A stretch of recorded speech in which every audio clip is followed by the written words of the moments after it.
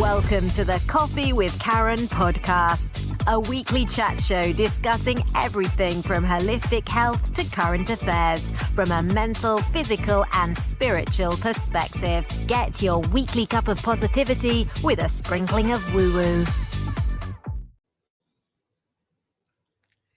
Hey, so welcome to the show. Today is Tuesday and this is going out on Mintwave radio station. You can simply ask Alexa or go to the website /Mintwave-radio and listen in live.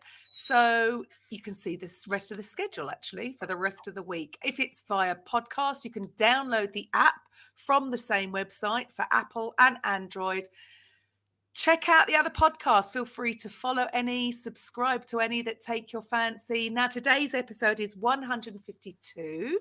And today we have Andy Way, who is an author, a speaker, and a coach. And we're going to be talking about redefining our relationship to adventure.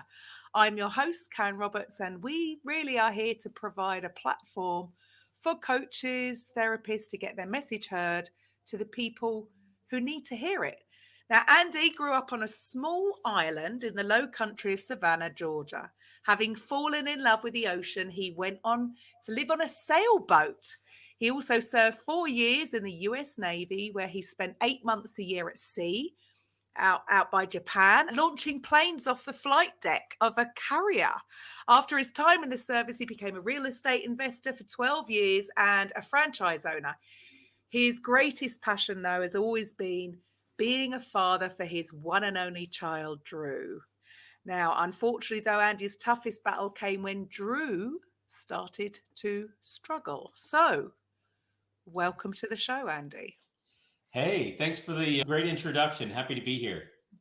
Awesome. Wow, where do we start? So, you've lived a very interesting life. So, what drew you to the ocean? I think that seed was originally planted by my father. I grew up on, like you said, a small island, about 2,000 people down in Savannah, Georgia. And that's the map of it behind me there. And it's the Intercoastal Waterway. And for whatever reason, my dad got me a boat for a birthday present when I was 13, a little runabout. And I was the oldest male in the family, and I wound up spending the vast majority of my extra time when I wasn't in school or practice out in that boat. And that took place for about 6 years. And it really planted the seed for my love for all things the ocean and adventure. Awesome. And so you joined the Navy. So you've traveled around a lot. Do you think that's linked to your sort of spark for adventure? I would have to say the seed was originally planted when I was a boy, but I was always really curious about the world around me. And I remember having stacks and stacks of the National Geographic magazines and was curious about the world. And I accidentally graduated third in my class from my Navy, my school in the Navy. And I got to choose where I was going. So I was the third person to choose. And so I chose Japan. And that was definitely a really different world than anything I had ever experienced. And I just really fell in love with different cultures and so forth. Awesome. And so if you could share a little bit more about your story then. So we've given a brief overview there and what this links to your son, Drew. Yeah, when he was 12, I found myself, I would have never thought this or anticipated it, but I found myself at the beginning of a 6-year-long battle to save his life. He was really struggling with pretty severe anxiety and depression and drug and alcohol abuse, ultimately.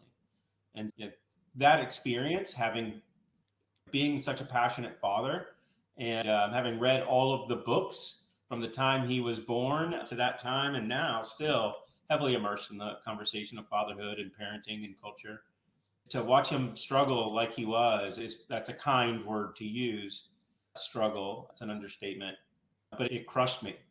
And so next thing I knew, though, I was watching a video, and that was a really dark night of the soul. I was a shell of a man, to say the least, at times unable to even leave the house. And then I caught this video on YouTube, and it was these guys riding motorcycles in the backcountry of Colorado. And it lit something in me, that boyish sense of adventure reconnected. A month later, I bought my first adventure motorcycle and began to ride and really started to unpack what that experience was in my response to that video on YouTube that night. So the link there then with this is why you're so passionate about adventure. Do you think this has got something to do with then and mental health is a massive issue, and it does seem to be for the younger generation seem to be struggling maybe more so than our generation, and I don't know why, but do you think things have changed in relation to like you had with your upbringing? You were doing things, you were having adventures by yourself, really, weren't you? You were out on your boat, on your dad's boat or your boat, and so you were being active. Whereas things have changed, haven't they? And more these days, the children tend to be in more. I was never at home. We were out playing on bikes, climbing trees, doing God knows what. So I don't think we had that time by ourselves too much, overthinking and getting caught up in stories. Whereas this seems to be part of the problem, do you think? I'm not an expert. I'm not a therapist in that way. It's such a complex thing. But do you think that's got something to do with it? Sure, I do. I could absolutely get on board with that that line of thinking. There's no doubt that for parents and young adults alike and teens alike, it's really critical to get out of our heads and into our bodies and into our heart. And sometimes I was watching a show on Netflix called F1 Drive to Survive. And as it turns out, the all-time winningest F1 driver in history is today, Lewis Hamilton. And his performance coach, before a big Grand Prix, she takes him and they go skydiving or something. Like she gets him out of his head before the race so that I call it building capacity. And that's what riding a motorcycle was like for me today. I plan on doing it when we get off this recording, right? This show, because I've been doing a lot.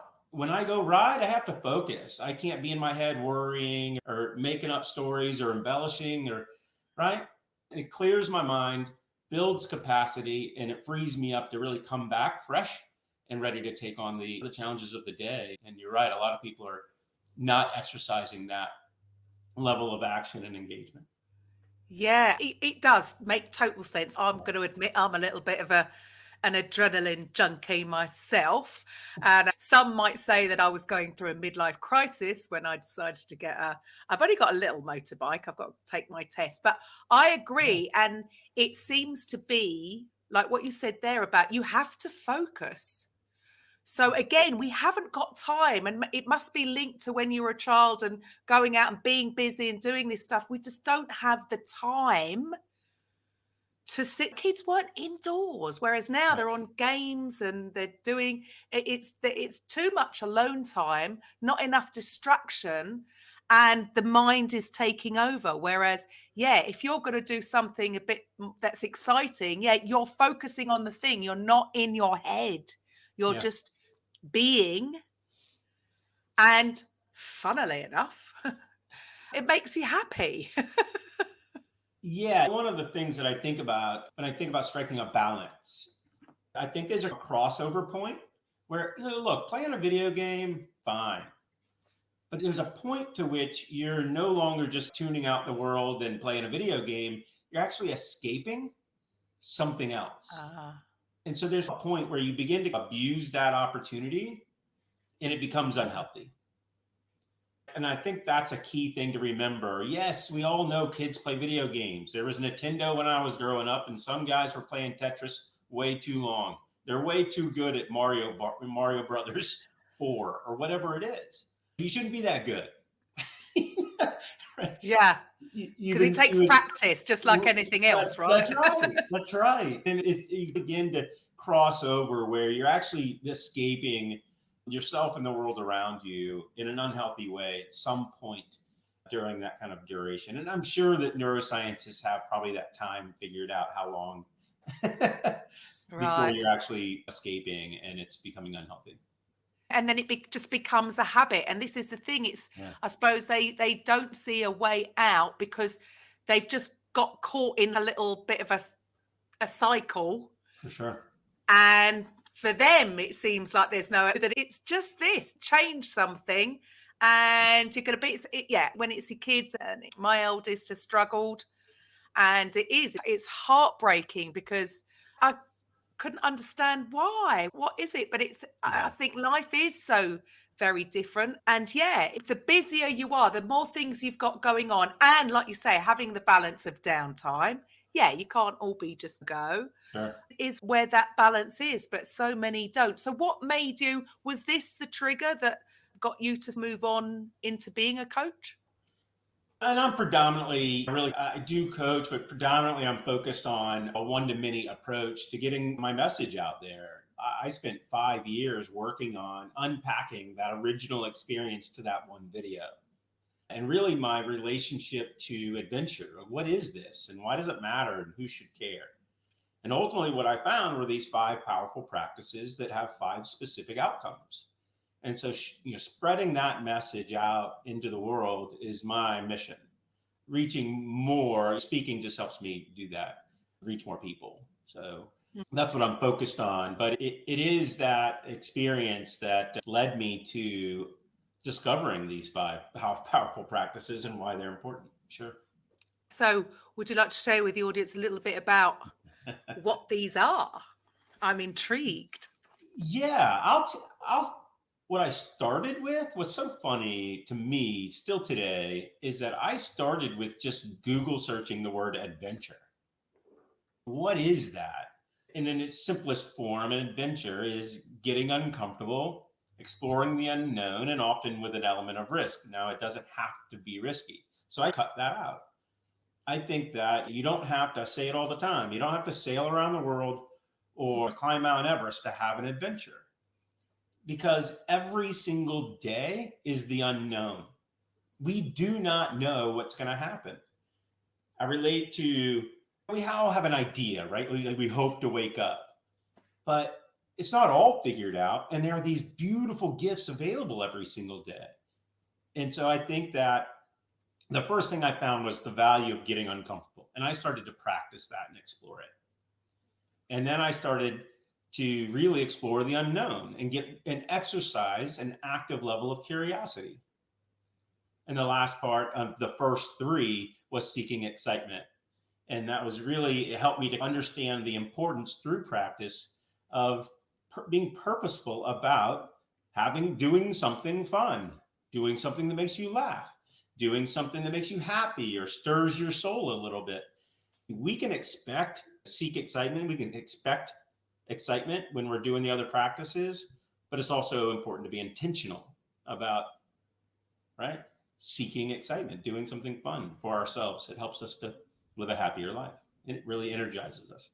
So those are the 3 in short. But isn't it strange that you mentioned you've got to get out your comfort zone? It's such a bizarre thing to think that it feels comfortable, but it's so bad for us. But somehow we've become conditioned to, like you say, this is why I think people struggle with addictions of any kind. It could be, we could be talking about anything here, but I do think it's an escape.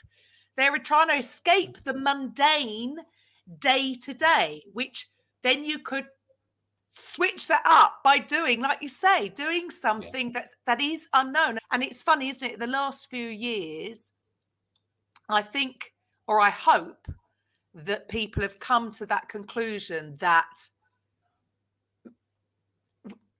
it was a myth anyway. It was a complete myth that we know how things are going to, because no, we never did. That was just an illusion, a story that we told ourselves, because you have no clue what's going to happen tomorrow. Yes. But isn't it funny that we just somehow, we've been conditioned to almost resist that as though it's a bad thing. And like you say, the unknown, that's living, isn't it? That's when you do feel alive.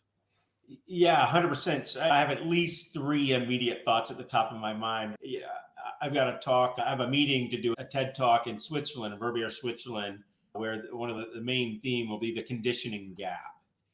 And that's the difference between our existing conditioned behaviors and the new behaviors that we actually really gives us the results and the experience of life we really would choose or would rather have be experiencing. And there's a gap in our conditioning. Right. And it's important to understand how our brain works. There's a difference between my brain's thoughts and my thoughts. Okay. So, and too often our brain's job is to keep us safe and alive. The brain's job is not to help us thrive and as a default mechanism. That's the number one priority of the brain. And we just get, and it's easy to stay comfortable, but we miss out on so much when we choose to just be comfortable. There's so much more life available, even right where you are every day. Right? It doesn't, again, you don't have to sail solo around the world or climb Mount Everest to have an amazing experience. I can count on insights showing up every single day. Yeah, we just get complacent, maybe. Yeah. I don't know what's going on. But it Well, is. listen to the brain. Yeah, yeah. And that is, I suppose it is the understanding that that isn't you. We take ownership of it. And when you understand that you are not your thoughts either, you're not your Right, thoughts, exactly. and it's giving you false information, or that it tries to make itself, because it likes to be right, Yeah. as we all like to be right. Sure. But it's not for our benefit, is it? It keeps us you know, alive at the best. yeah. That's it. Nobody wants to do Groundhog Day. And again, I'm sure that's something that's probably come out of the madness of the previous years, of realize that, man, yeah, we need, as human beings, we need this. We need a bit of excitement. We need a bit of variety. Some people, maybe that is one of their top priority human needs, for a bit of stability, but I think they've got a little bit caught too much there. But having some kind of, like you say, it doesn't have to be riding a motorbike, although I want to do it, Andy. Right. I'm jealous that you're going out. I hope to. Hopefully the rain will stay away. Oh, have it? Okay. Yeah. So what is it that you encourage people to do, and who is it that you're trying to help? At the core, it's an overwhelmed parent of a teenager, right? That's my number one, because that's who I was. That's who I connect and relate to most. But you don't have to be going through a traumatic scenario in order to experience the value of what I refer to as the Living Adventurously method. When you live these 5 powerful practices, because some people they're happy, but they just know that there's more to life. There's more in them to give to the world. There's more in them and available for them to experience, and they just don't know how. And so that's that other part of what these practices bring into your experience of everyday life. And it just makes you feel more alive, and you have more confidence and more connected to yourself and others. And that's a spectrum of the people I'm looking to reach. And so you've mentioned 3. So you're going to go into the last 2. Sure. So I brought up that they each have a specific outcome.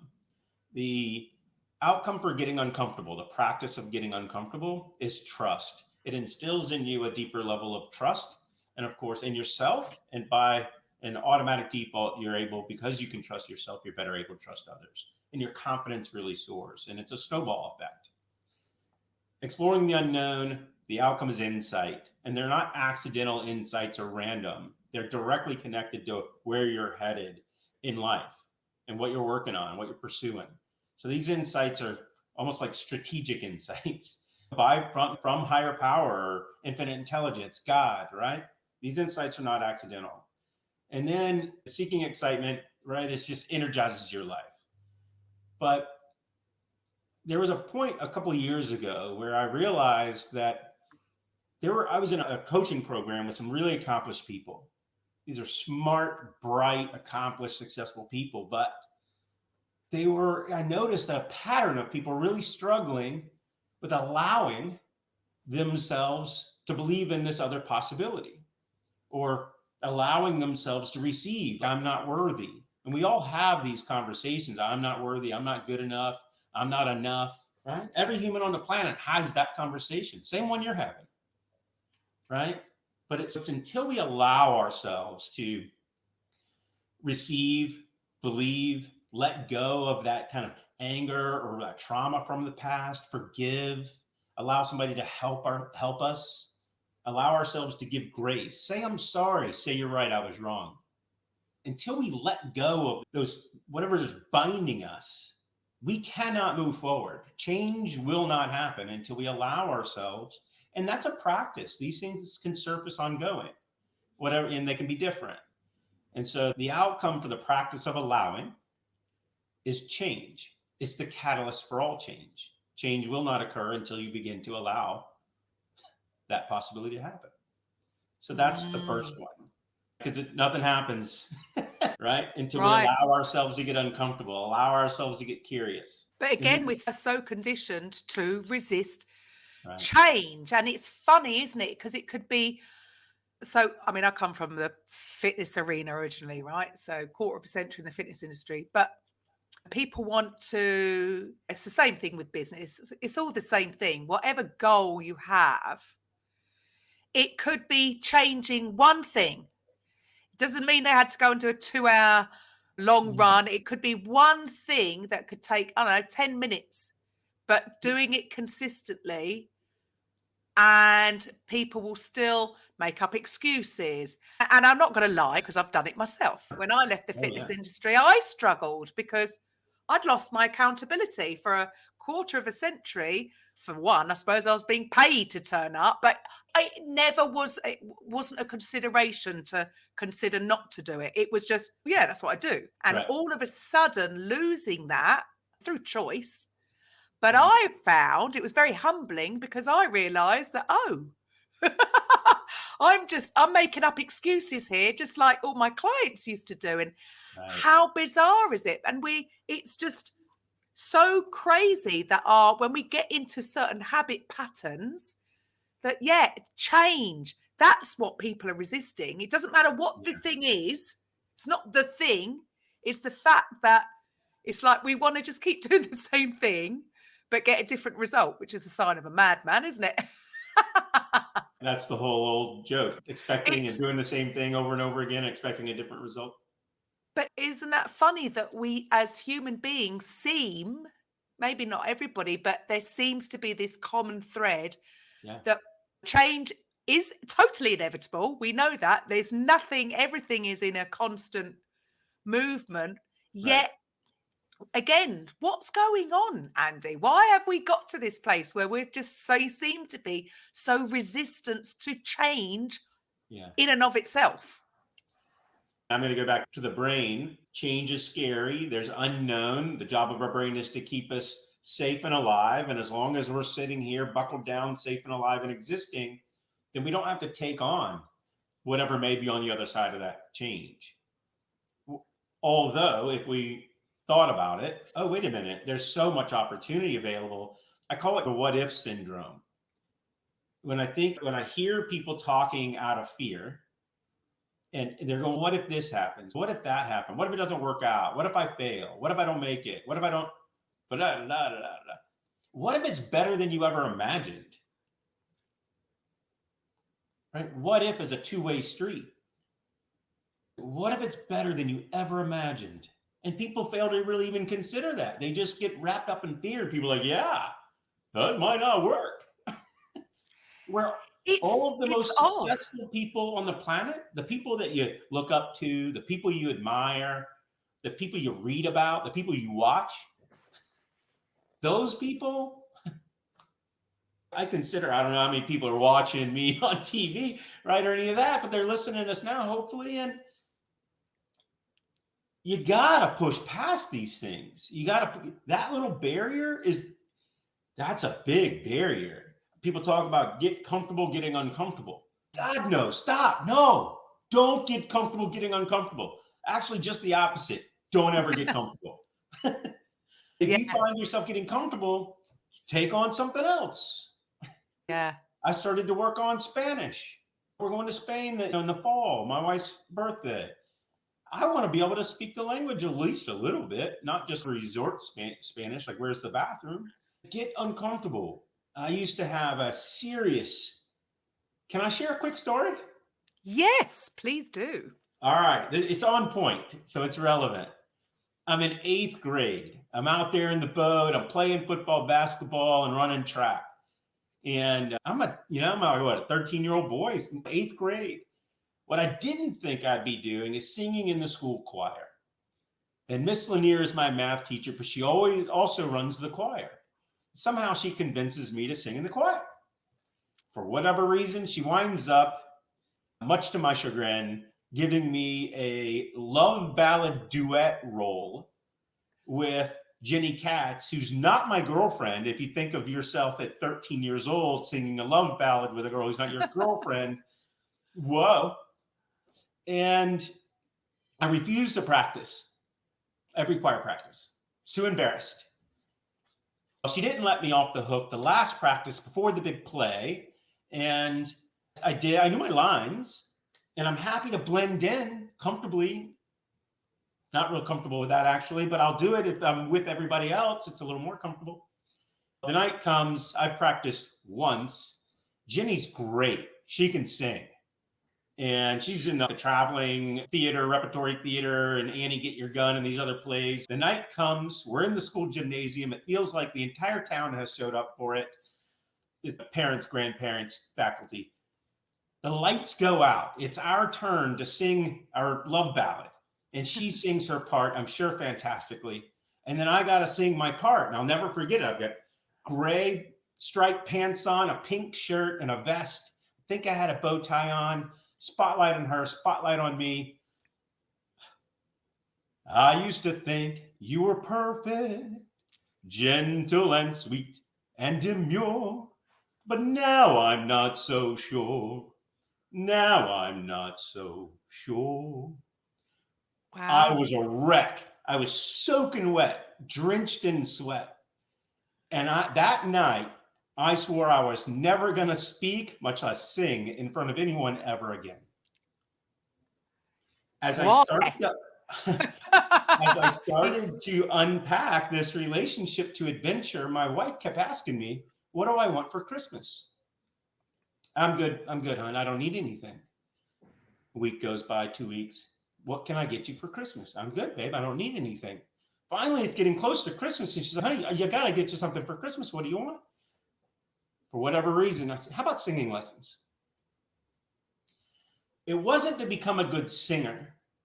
It was because I was unpack this message, this voice, and pull it out of me, give birth to it. And so for a month, I took singing lessons, and it really helped me give voice to this message in me. And I even did like open mic nights, and sometimes not in great areas of town.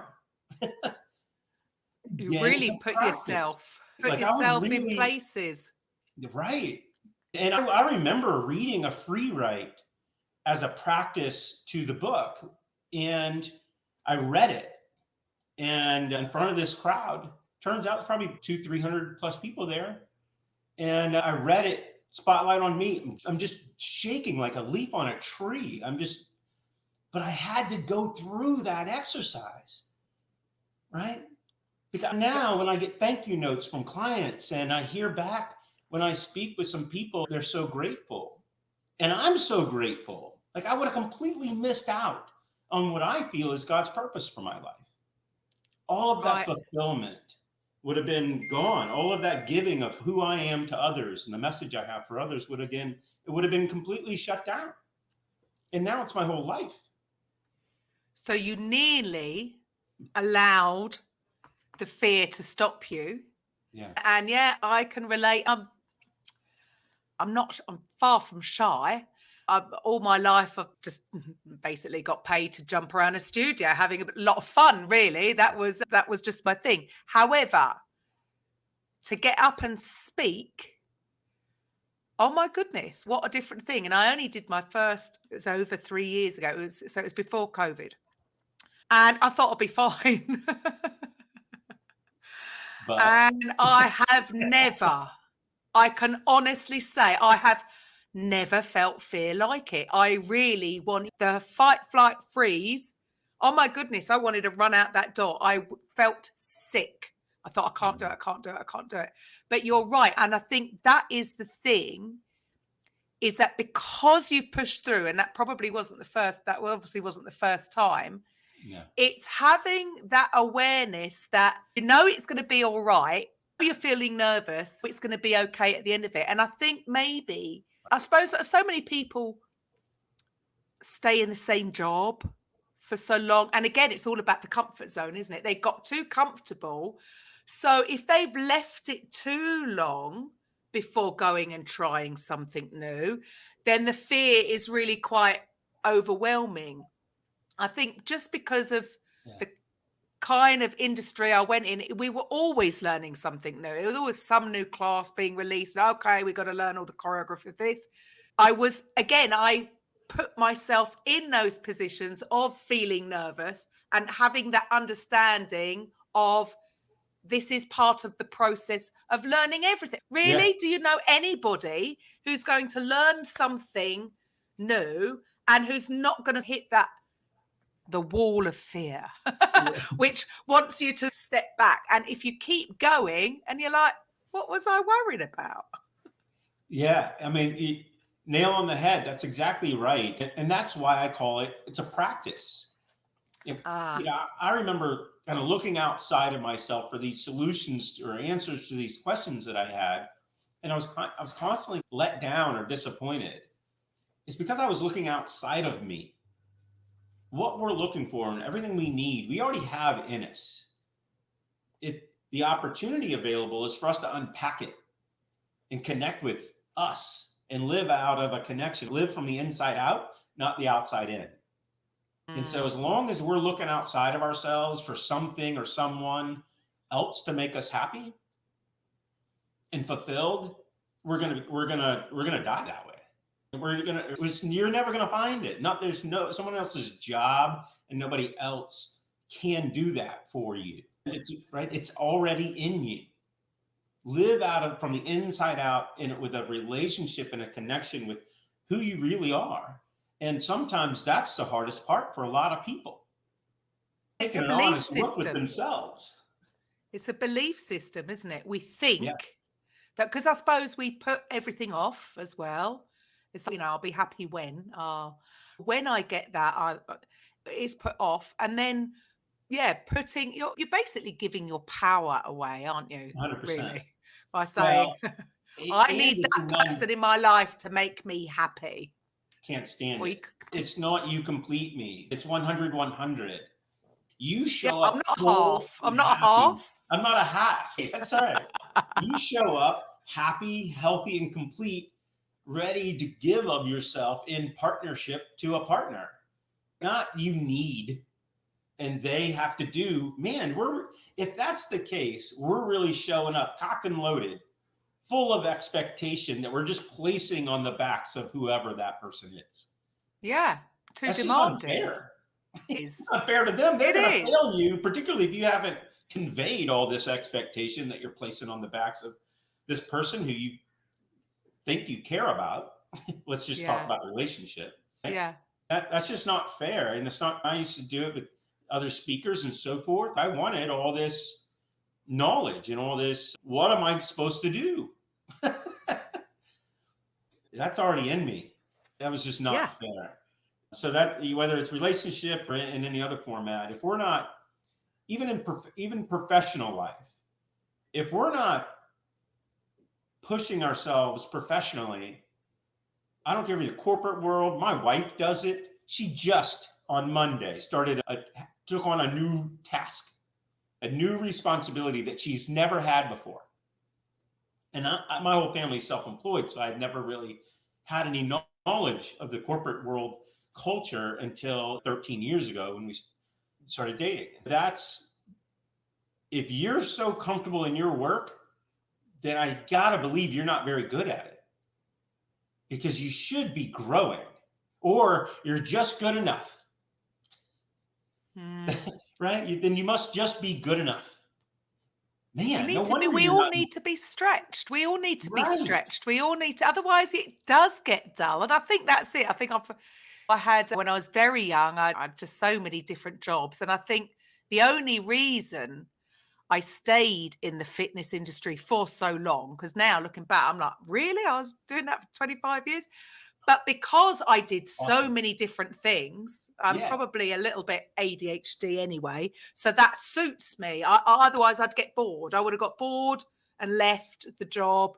But because I did such a wide range of things, so I was constantly learning, it kept me engaged, it kept me involved. Nothing ever stayed the same. There was always something new to learn.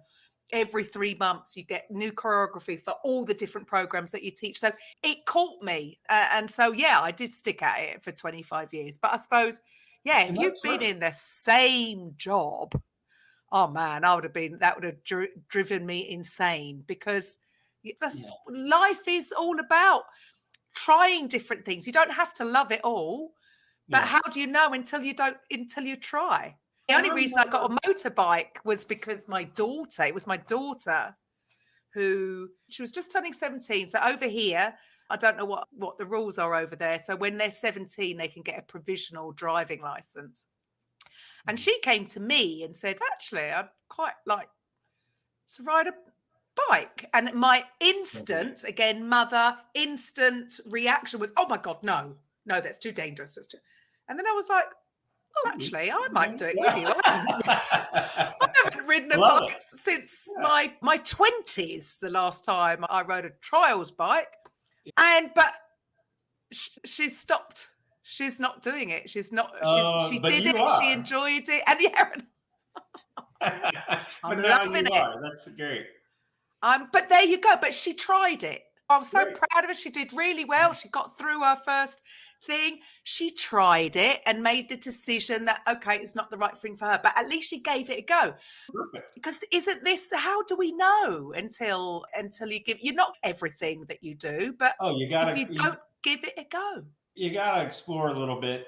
And I don't mean to come down hard on anybody that's really consistent in their work and really diligent and consistent, reliable. That's not what I'm talking about.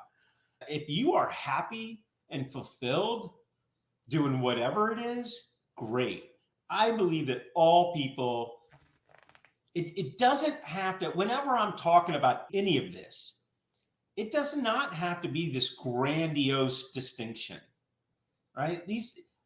Everything I'm referring to can be very simple, very small, little changes that are a different route to work, try a different food, maybe go try a restaurant that's out in the country that you've never been to before. Take a drive, turn on the music, and you roll the windows down, and go get lost with the kids. All right, kids, what you want to go left or right? Choice is yours. Go play. That's Well, just a different life. And I think what that I'm all people have hearing, brilliance inside of them. from that is actually, because we are, like we talked about the conditioning, right? Because we are so conditioned to do things. So we've really got, and I get it, our bodies like to save energy. Really, our bodies are quite lazy.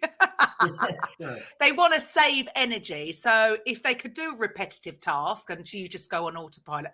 So really what I'm getting from what you're sharing there is we need to be a little bit more present.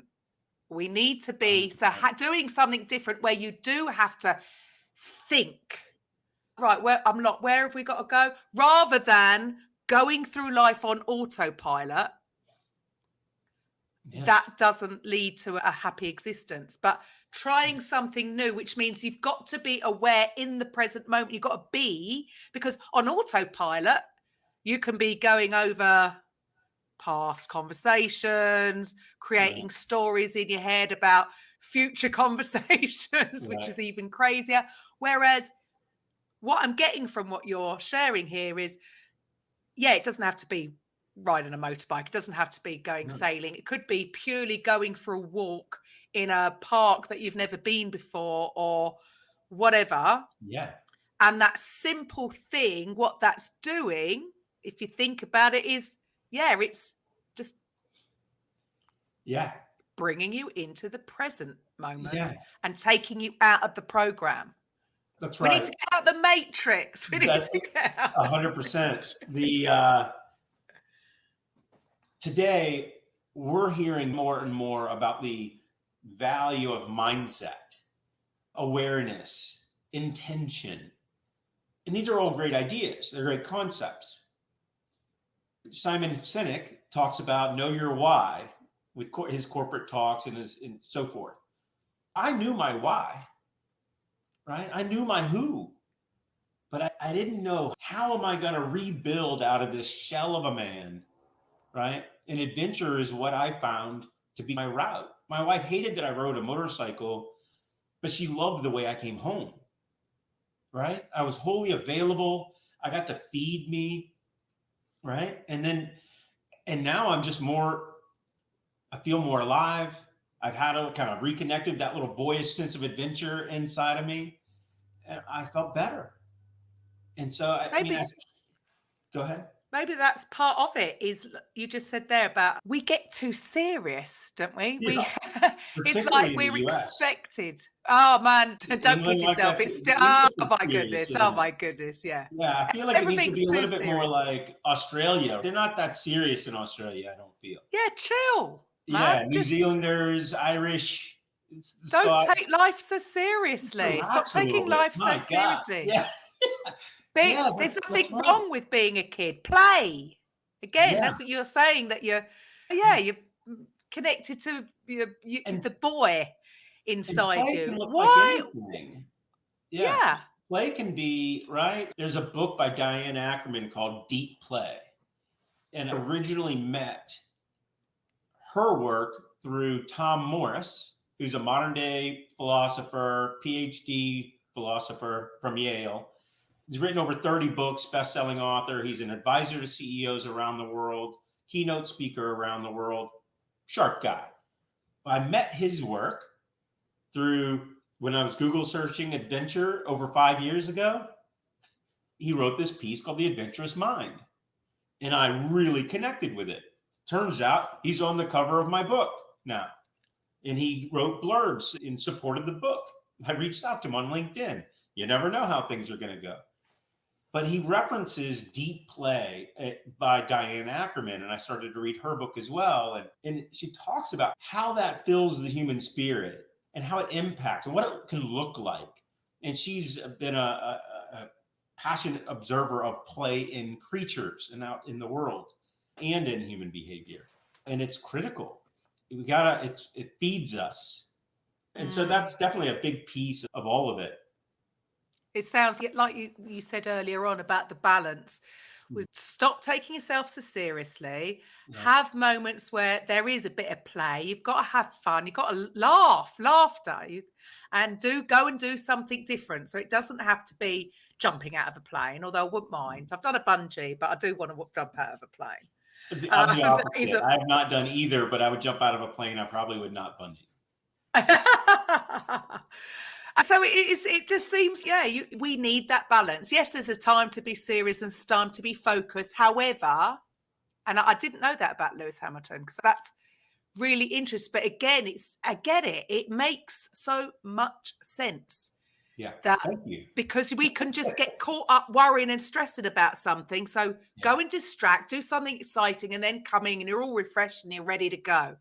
And so really, again, what I'm taking from that is really because I suppose we can be control freaks. We think we're in control when actually we're not. No. We have an innate intelligence within us.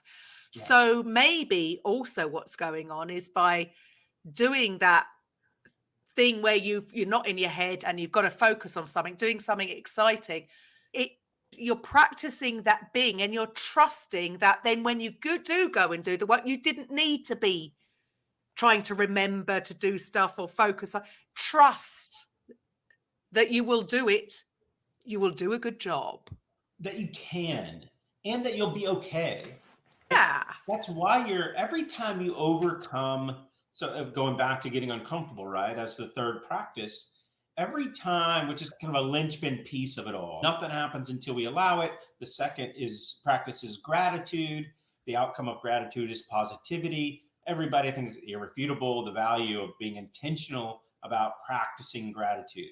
And that doesn't mean I'm already an appreciative person, but actually being intentional about being present to all we're grateful for, no matter how simple. That's the second practice. But that third practice of getting uncomfortable is in the work of these 5 practices and the Living Adventurously method, where you really establish that deeper level of trust in yourself, and you win every single time you do it. Every single time there's something uncomfortable that's forcing you to, like, pushing back on you. Man, if it's uncomfortable, quite the opposite. That's the thing you need to be doing. Yeah. If it makes you, Yeah. now, I'm not talking about when you have that notion that something's not right. That's different. But getting uncomfortable and you know that it's something that you're like, that's what you should be doing. If it doesn't make you a little bit nervous, then Yeah, it's too easy. yeah. But But I suppose, again, we want what we perceive as the short route. and that's So never we going to help us win. go for the easy, but it's never going to have a good outcome. So you've written this book, and what is it? Is it the same? What's the name of the book? It's called Always Adventure: 5 Powerful Practices for Living a Happier, More Fulfilling Life. Awesome. And Always so Adventure. to the listeners, if they can't see your blurb underneath here and the links, if they're just listening in, how do they get hold of that? Where do they find It's you? available on Amazon, and there's an ebook, there's a paperback, and then there's a hardback as well. Awesome. Yeah, So is it's that what available you're looking to promote? And what is your website for the listeners? Yeah, Andy Way Official. You just go to andywayofficial.com, and there's a link for the book there, or they can just go straight to Amazon. And of course, anybody can reach out to me anytime. Fantastic. So what's going to be, other than, unless it's raining and you're not going out on your bike, what's your next big adventure then? Yeah, I touched on it briefly, but I find it quite interesting that this boy who grew up on this island of 2,000 people and the intercoastal waterway of Savannah, Georgia, I have a meeting on Friday to possibly give a TEDx talk in Switzerland, and this town that is the adventure playground for the wealthy. And so how do you give somebody who seems to have it all? They have means, but what might they be missing? And I think a lot of people struggle with feeling unhappy or not good enough or not enough, even though they have all this money or they're not fulfilled. All right. So money didn't make them happy. Going back to outside of you can't fill you. It's got to come from the inside out. We have a meeting about me possibly giving that talk there, the TEDx talk, and that's on Friday. And if I get invited to give that, which is very exciting, and I love that kind of juxtaposition between where I grew up and giving this conversation, this talk to that community there in Switzerland in August. It would be the end of August. That'd be really exciting. Fantastic. And how nervous will you be before getting up on stage then in front of them? A friend of mine said, or somebody is teaching a course, part of the book writing program. She said, she was ahead of me and she was coming back and she said, if you're overly nervous, everybody gets nervous. Elvis talked about how he was nervous before every show he ever did his whole life. You're going to get nervous before a race. I'm sure Lewis Hamilton gets nervous. But if you're like overwhelmingly nervous, it means one of two things. You're either underprepared or you think it's about you. It's not about you, right? My job is to be ready, and I'll be ready. And then that little gift right there, I think that will help me be healthy, nervous, and excited versus shut down. But you know that you're going to be fine. Yeah. Like I said, I can remember that feeling of, and then the moment I was up there, it just, and I suppose we've got to remember that is just part of it, and it's okay. However I show up is okay. I will be okay. And I know that I'm good enough and I'm enough and I'm right. And I'm worthy to be there. And I'm just trying to give of myself to the world. And how they receive it is a reflection of them, not me. Love that. And that is just so true, because why is it we put so much pressure on ourselves? You're never going to get it. It's never going to be perfect. It's never going to be perfect. It's like so many people, they laugh at me. We've even this, because I'm like, oh no, we don't edit. No, I download it and off it goes. That's good is good enough. We all this striving to be perfect. There's no such thing. You're never going to get there. Yeah. And it's done, and we've moved on to why do we put so much pressure on ourselves? Right? Like Yeah. the meaning we make up about whatever, and even that's untrue. It's the what if conversation. What if I fail? It means I'll learn a lot. Yeah. It's right. If I fail, it doesn't mean I'm not good, or I'm not a good person. It doesn't mean I'm a failure. It means I'm learning and growing. Absolutely. I've failed a ton of times. Yeah. Come on, find somebody who's just gone shoop to success without any failures. I challenge. There's a challenge. Is there anybody out there who's never failed? No. Yeah, perfect. Shoop. No. Love it. And it would be so boring anyway. You wouldn't appreciate anything. No, you wouldn't. And you'd take a lot for granted. Yeah. And you wouldn't be able to relate to people. Yeah, and that's it, I suppose. It's more, you're an inspiration. Look, because like you say, you're dealing with the parents of teenagers, right? There is so much of that going on, right? And I suppose in our own little world, as you think it's only me. What have I done wrong? There's so many people out there going through the same thing. And I suppose that's what it's all about by you sharing your story is if anybody's out there that is going through it, yes, it's tough, but you're okay and you're not the only one and you will come through it. You got to believe that. And I know that the hard part when we're specifically referring to parenting is we love them so much. We love our kids so much and we want only the best for them. And as caregivers, right, we just pour everything out. Like it's so emotional. It's just so much of our heart that we're pouring out into those that we're caring for. If we didn't care for them, we wouldn't really do it. Right? We have enough to do. But because we love them so much and it's emotional, it's hard, we forget to take care of ourselves. And we really have to allow ourselves to feed us. And that's okay.